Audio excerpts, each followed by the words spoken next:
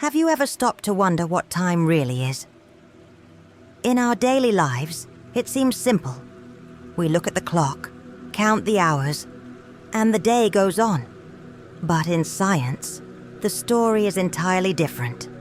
Albert Einstein showed us, through the theory of relativity, that time is more than a fixed sequence of seconds. It's actually a flexible dimension, as malleable as space itself. In relativity, time depends on who's observing and from where. Imagine two twins. One stays on Earth while the other travels through space at high speed. When the traveler returns, they are biologically younger than their sibling. Strange, right? This happens because time flows differently depending on speed and gravity. But what does this mean in practice? These phenomena reveal that time isn't absolute. It can stretch or compress based on circumstances. Gravity, for instance, also affects time. Clocks on satellites orbiting Earth tick differently than those on the ground. This is why systems like GPS require constant adjustments to maintain accuracy. Einstein went even further, suggesting that time isn't separate from space. Together they form what we call space-time. When we look up at the night sky, we're seeing light that traveled for millions of years. In this sense, now might just be an illusion. The past, present, and future coexist within the universe's fabric. This perspective challenges our everyday understanding of time. If it's not constant, does it really exist as we think it does? Science makes us question whether time is simply a tool we use to make sense of the world. But there's more to it. Philosophy has an even more provocative take on the subject. While science deconstructs the idea of time as something absolute, philosophy asks whether it exists at all. For St. Augustine, time was a mystery. The past is gone, the future hasn't arrived, and the present is but a fleeting moment. He suggested that time is a creation of the mind, dividing our experiences into memories of what was and expectations of what will be. Martin Heidegger took this idea further, arguing that time isn't something out there, but rather a tool we use to orient ourselves in the world. For him, time is existential. We are constantly projecting ourselves into the future, using the past as a reference. And the present, often it slips away unnoticed as we're too busy worrying about what's next. This philosophical perspective frames time as a necessity for organizing and giving meaning to our lives. On the other hand, nihilism embraces chaos. If time is an illusion, why try to control it? This aligns with optimistic nihilism.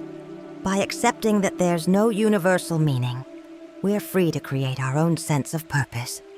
In the present moment, think about it. Without time as a fixed structure, who are we? Our identities seem anchored to the past, while our aspirations are rooted in the future. Yet if these anchors are illusory, wouldn't we be free to live fully in the now? Philosophy leaves this question open, but it resonates with another perspective: how we individually perceive time. The transition from philosophy to cognitive science is natural because both fields seek to understand time's role in human experience. Could it be that what we call time is merely a mental interpretation, a psychological trick to cope with reality? This is what we'll explore next. Time, beyond being a scientific and philosophical concept, is deeply personal. Neuroscience reveals that our brain doesn't perceive time as a linear flow. Instead, it creates a continuous narrative to make sense of the chaos around us. When something exciting happens, time seems to slow down. In boring moments, it drags endlessly. This perception is influenced by various factors. In high-stress situations, for example, our brain shifts into survival mode, processing information at lightning speed.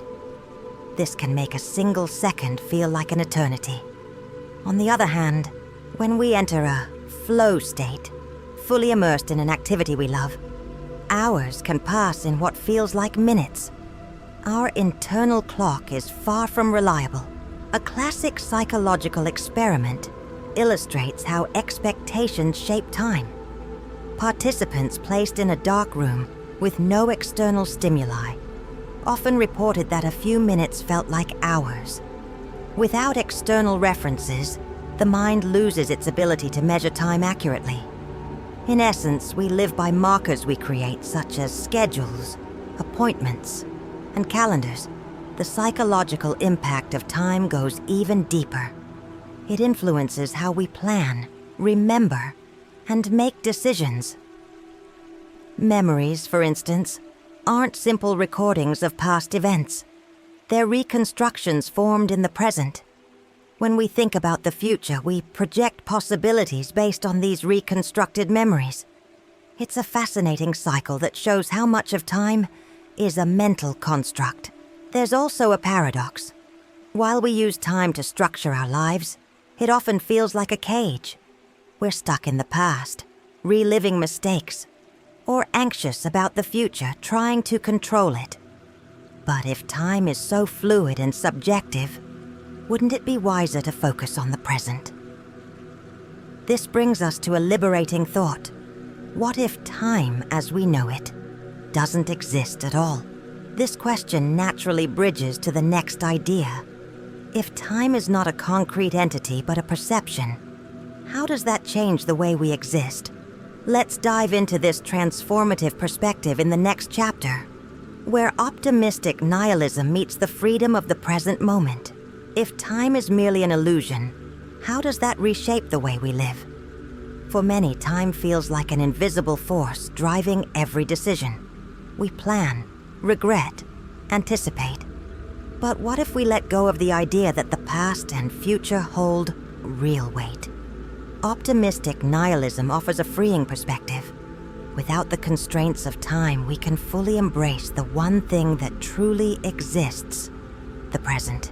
Imagine living without the burden of fixing the past or controlling the future.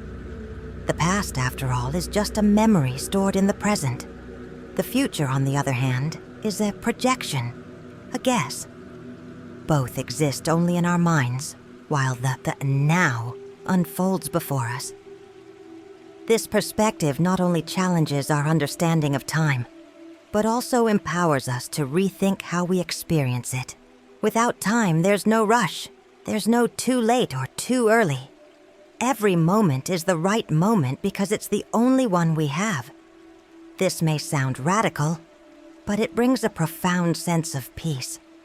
Without a rigid timeline to follow, we're free to create, explore, and live without the pressure of should have or must do. This perspective also has practical implications. Focusing on the present allows us to live more consciously and intentionally. It doesn't mean ignoring responsibilities or dreams, but approaching them with lightness. Life stops being a race against the clock and becomes a series of moments to be savored. In the end, perhaps the secret isn't in understanding time, but in learning how to live without it. And so we arrive at the ultimate question.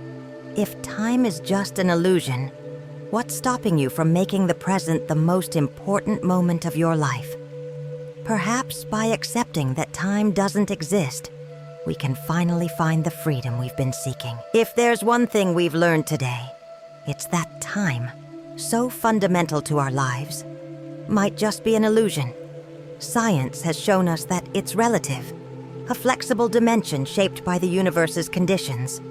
Philosophy has revealed that time is more a tool of the mind than a concrete reality, and our perception, deeply subjective, reinforces the idea that time is something we construct. But this isn't something to fear. On the contrary, it's liberating. By accepting that time might not exist, we allow ourselves to live fully in the present, unburdened by the weight of the past or the uncertainty of the future. Optimistic nihilism reminds us that even in the absence of universal meaning, we have the power to create significance in the here and now. So, what will you do with this idea? Perhaps it's not necessary to understand time to live better. After all, the present is all we truly have. How will you make the most of this unique moment? Reflect on that, and if you'd like, share your thoughts below. Together we can continue exploring the fascinating universe of our perceptions and realities.